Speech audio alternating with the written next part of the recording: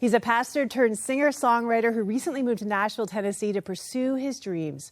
I'm joined right now by Sean Rodriguez. Thanks so much for joining us today. Thank you for having me. I'm super excited to be with y'all.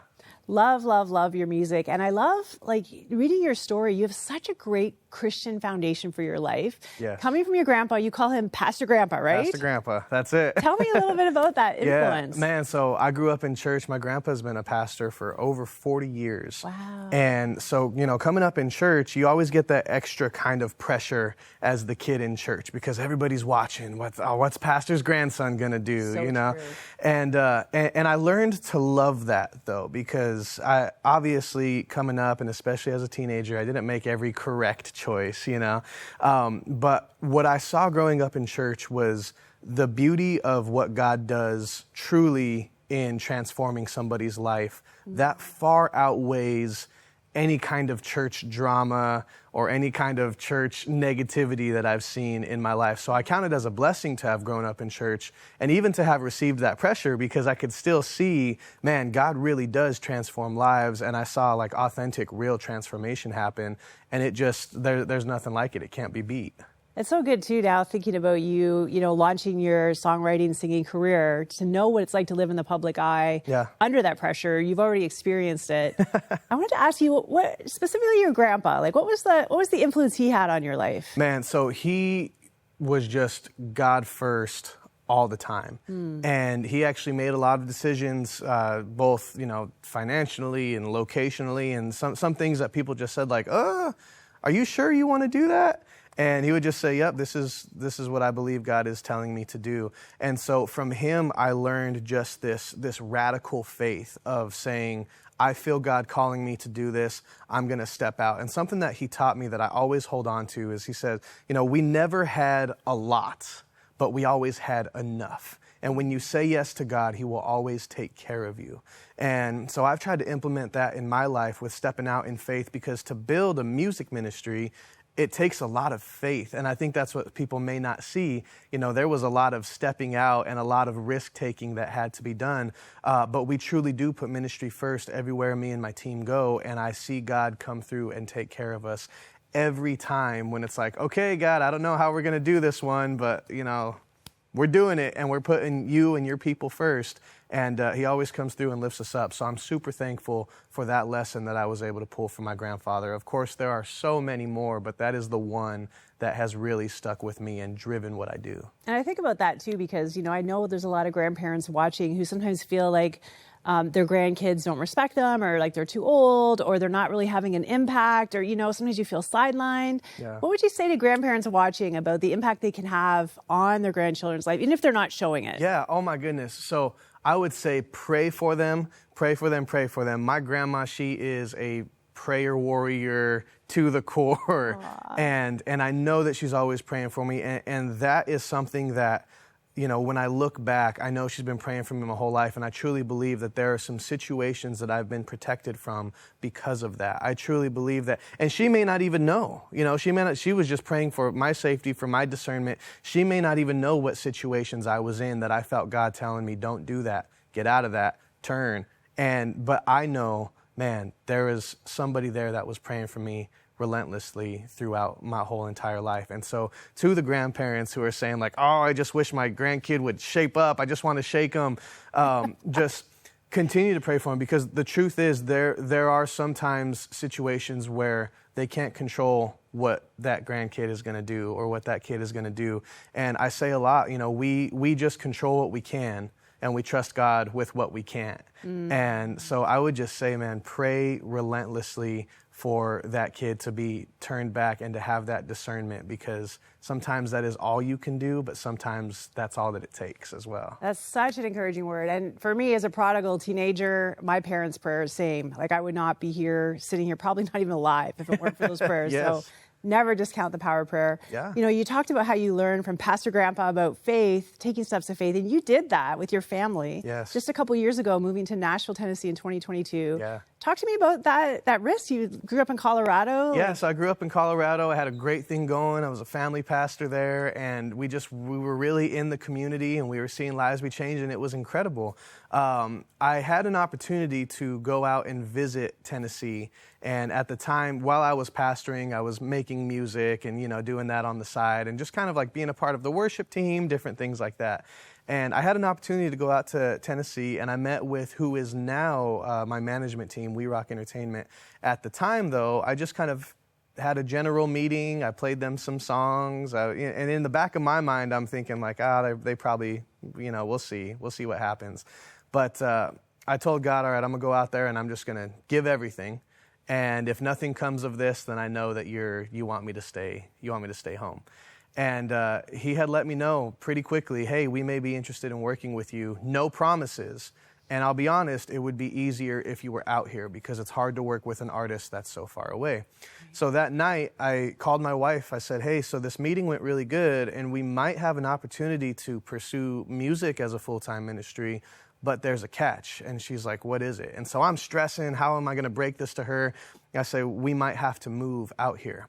And the first words out of her mouth is, okay, I'll start packing. And wow. And so she threw me off, and so now I'm like, well, wait, shouldn't we talk about this? Shouldn't we talk about this? Slow down. Yeah, so now I'm nervous about breaking it to her, and then all of a sudden I'm trying to talk her out of it. And it's like, what is happening here? And she told me, she's just, God has been stirring in my heart. God's been telling me that it's time for a change. It's time for something new. She said, I'm ready for this. And I'm not joking. When I got home, there were boxes packed. And it was just... Love your wife. It was only a couple months later that we moved out there. It was just us and the stuff that we owned. We found out that we got approved for the apartment like the week that we were moving. Oh my So we were goodness. packed up and ready to go, just having faith. Like, I believe this apartment's going to come through. I believe it's going to happen. I DoorDashed for my first couple months out there. That was my job. And Good for you. It was just this thing of, we're going to go. And the most incredible experience of that was I had this moment while we were driving, and I just said, man, God, what did we do? Like, we just did this. Like, we uprooted everything. We're moving. And I truly felt God tell me, you are in a place where you have nothing but prayer. And that's right where I want you. God said, now I can use you because you know that you can't depend on you, on the work that you've done. Now you have to depend on me. And that's right where I want you, because when you get a victory, it is going to be my victory, not yours. And then I thought back, man, all the times in the Bible where God will let it come down just to the wire, and then he will save the day so that everybody knows he is the one that brings the victory. It's not because of what we do, but it's because of what he's done. And so that's what I learned from that whole experience there. I always say God loves a good story, and Yes. that's the problem. That's because when you're living it, Yep. it's super stressful. It's always great, on stage you tell that story. Yeah. But when you're in it, it's Yeah. super terrifying. It was absolutely one of those moments where I'm just like, I know your timing's perfect. It's gotta be, But he truly did. He just came through when we had nothing but him, and just showed. And so every opportunity that comes from that point on, we are just like, God, this is all you. This is what we get to do, because without you, none of this would have happened anyway. Love it. He gets all the glory. That's it. You're not just a singer, you're a songwriter. Yes. So one of your songs that I thought was really touching was Jesus Will. And that actually came out of losing somebody in your life, didn't it, last year? Yeah, so two people that I really looked up to in ministry is my aunt and my uncle. And my uncle, he gave his entire life to helping my grandfather run the church. My aunt, she gave over 20 years helping youth from the inner city of Denver, Colorado, see that there was a life outside of the box that the inner city put on them. And that's something that neighborhood needs to see, is like, there is more. She gave 20 years of her life to doing that. Now, one Sunday, my uncle wakes up, he goes to unlock the church doors, he's getting the coffee going and all of that stuff. Church starts, and in the middle of service, he gets a phone call from his daughter. Says, she's a teenager. She says, Dad, Mom's not waking up. And she's crying, she's shaking her, trying to wake her up. She's not waking up. My uncle says, hang up, call the ambulance, I'm on my way. Now, in the 15 minutes that it took him to get from the church to his house, there was already paramedics standing at the door. And they told him, Mr. Rodriguez, please take a seat. We need to inform you that your wife passed away this morning. And just like that, my uncle lost his wife, And my cousin, who was a teenager, lost her mom at the most important stage of her life. Wow. And it was this shock value. She wasn't even 50 years old. She was still in her 40s. It was this shock value of what happened.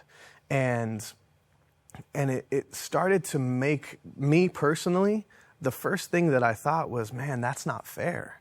These two people gave their lives to ministry, to supporting the community that they were in. They were lights to their community, and she's gone just like that. And something very special happened. I couldn't find the words to say to my family. I had no idea, because I needed to hear words as well. You know, she was a big part in my life. And when we were at her funeral, we heard countless stories of students that she had impacted over her 20 years. Students standing up saying, Serena was my high school teacher 10 years ago. I don't know where I would be without her. She encouraged me to go to college. She made me believe that I was more. She this. And we saw all of these people who are now living a different kind of life because of the influence that she had on them. And I thought, man, that is God showing us that he still works all things out, because her life and the impact that her life made lasted far beyond her last day on earth. Yeah. That is going to go on. It literally changed families. God used her to change the direction of families' lives. And that was so powerful to us. And so when I took the rest of that season off, and when I got back to Tennessee, I told the guy that I was riding with, I said, hey man, do you mind if we go a different direction? I'm kind of feeling this.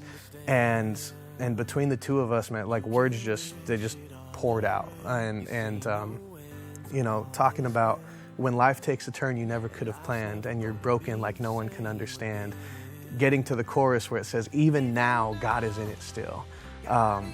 That was just a summary of everything that I had experienced in that last season. We had no idea. We had been hurt by life in a way we couldn't understand.